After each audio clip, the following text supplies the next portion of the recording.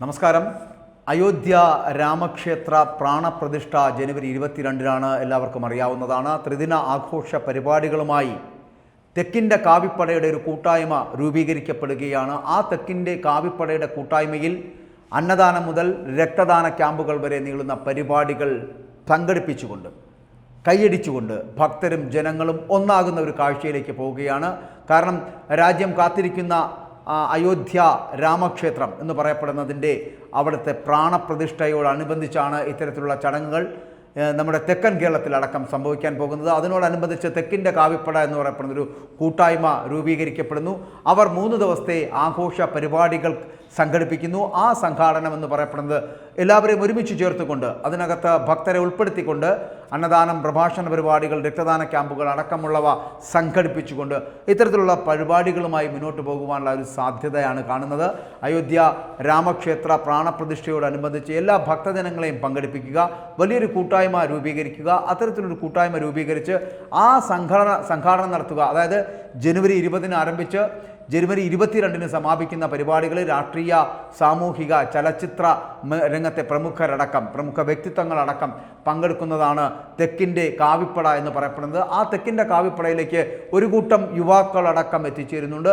ജനുവരി 20-ന് അത് കോട്ടയത്താണ്, സ്നേഹക്കൂട് അഭയകേന്ദ്രത്തിലാണ് ആദ്യമായി അന്നദാനം നടത്തുന്നത്. അവിടെ നിന്ന് യുവമോർച്ച സംസ്ഥാന സെക്രട്ടറി ആയിട്ടുള്ള അദീന ഭാരതി ആ ചടങ്ങുകളിൽ പങ്കെടുക്കുകയും അതിന് നേതൃത്വം കൊടുക്കുകയും ചെയ്യും. അതിനുശേഷം ജനുവരി 21-ന് രാത്രി 9 മണി മുതൽ ഈ ഭാവി കേരളം ദേശീയതയിലൂടെ എന്ന് പറയപ്പെടുന്ന തരത്തിലുള്ള ഒരു വലിയ വിഷയം അവർ അവതരിപ്പിക്കപ്പെടുന്നു. ആ വിഷയത്തിൽ BJPയുടെ സംസ്ഥാന ഉപാധ്യക്ഷനായിട്ടുള്ള അഡ്വക്കേറ്റ് B. ഗോപാലകൃഷ്ണൻ അദ്ദേഹം ഇതിനെക്കുറിച്ച് സംസാരിക്കുന്നു. അങ്ങനെ വലിയൊരു കൂട്ടായ്മ ഉണ്ടാക്കിയെടുക്കുകയാണ്. ആ കൂട്ടായ്മയിലൂടെ ജനുവരി 22 എന്ന് പറയപ്പെടുന്നത് അന്ന് പ്രാണപ്രതിഷ്ഠയാണ്. ആ പ്രാണപ്രതിഷ്ഠ രാവിലെ 9 മണിക്ക് തെക്കിൻ്റെ കാവിപ്പട എന്ന് പറയപ്പെടുന്നത് നവമാധ്യമ കൂട്ടായ്മയുടെ ഒരു ലോഗോയുണ്ട്. ആ ലോഗോ പ്രകാശനം അടക്കം നടത്തുന്നുണ്ട്. അത് BJPയുടെ നേതാവായിട്ടുള്ള G. കൃഷ്ണകുമാർ അദ്ദേഹമാണ് അതിൻ്റെ ലോഗോ പ്രകാശനം തന്നെ നിർവഹിക്കുന്നത്. ഇങ്ങനെ ഒരു കാവിപ്പട രൂപീകരിക്കുന്നത് എന്തുകൊണ്ടാണ്? സ്വാഭിമാനത്തിൻ്റെ രാമക്ഷേത്രം പ്രക്ഷോഭ ചരിത്ര നാൾവഴികൾ എന്നുള്ള രീതികൾ ആ പലതരത്തിലുള്ള വിഷയങ്ങൾ അടക്കം ഈ കാവിപ്പടയുടെ കൂട്ടായ്മയിൽ അല്ലെങ്കിൽ ആ സംഘാടനത്തിൽ സംഘടിപ്പിക്കുന്ന പരിപാടികളിൽ ഇത്തരത്തിലുള്ള വിഷയങ്ങളുണ്ടാകും. അത് വലിയ ചർച്ചകൾ ചെയ്യപ്പെടും.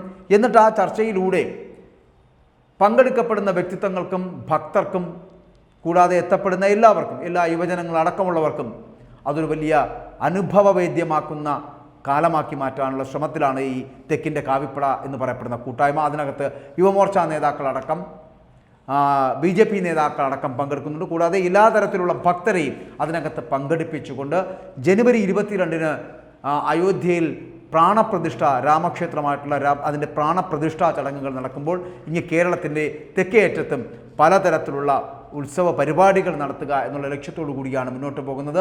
അതിന് ഞാൻ ആദ്യം സൂചിപ്പിച്ചതുപോലെ അന്നദാനം മുതൽ രക്തദാനം വരെയുള്ള പരിപാടികൾ നടത്തി അവർ മുന്നോട്ട് പോകുവാനുള്ള ഒരു സാധ്യത കാണുന്നുണ്ട്. പക്ഷേ അതേസമയം പല മേഖലകൾ ഇന്ത്യയുടെ അങ്ങോളം ഇങ്ങോളമുള്ള ക്ഷേത്രങ്ങളിൽ ആ ദിവസം വലിയ ചടങ്ങുകൾ നടത്തുക, വിളക്കുകൾ തെളിയിക്കുക, ദീപങ്ങൾ തെളിയിച്ച ആരാധനാലയങ്ങളിൽ അത്തരത്തിലുള്ള ആഘോഷങ്ങളിൽ ഏർപ്പെടുക എന്ന് പ്രധാനമന്ത്രിയുടെ ഒരു ആഹ്വാനം അല്ലെങ്കിൽ ഒരു നിർദ്ദേശം വന്നിട്ടുണ്ട്. അതനുസരിക്കണമെന്ന് പറയപ്പെടുമ്പോൾ ഇങ്ങ് കേരളത്തിലെ ദേവസ്വം ബോർഡുകളിൽ മാത്രം അതുണ്ടാകുമോ എന്നുള്ള കാര്യത്തിൽ ഭക്തർക്ക് ഒരു ആശങ്ക നിലനിൽക്കുന്നുണ്ട്. കൂടാതെ കഴിഞ്ഞ ദിവസങ്ങളിൽ വന്ന ഒരു വാർത്തയുമായി ബന്ധപ്പെട്ടിട്ട് ആ വാർത്ത കൂടി പറയേണ്ടതുണ്ട്. അതായത് ജനുവരി മാസം 22-ാം തീയതി KSEB ഇടുക്കിയിൽ പവർ സ്റ്റേഷനിൽ ചില നിർമ്മാണ പ്രവർത്തനങ്ങൾ നടത്തുന്നതിൻ്റെ ഭാഗമായിട്ട് ചിലപ്പോൾ വൈദ്യുത തകരാറുകൾ ഉണ്ടായേക്കാം. കേരളം മുഴുവനും അത്തരത്തിലൊരു സ്ഥിതിവിശേഷം ഉണ്ടായാൽ അന്നത്തെ ദിവസം വൈദ്യുതി തകരാറുകൾ ഉണ്ടായേക്കാം. അതൊരു വാർത്തയാണ്, അത് സ്ഥിരീകരിക്കപ്പെട്ടിട്ടില്ല.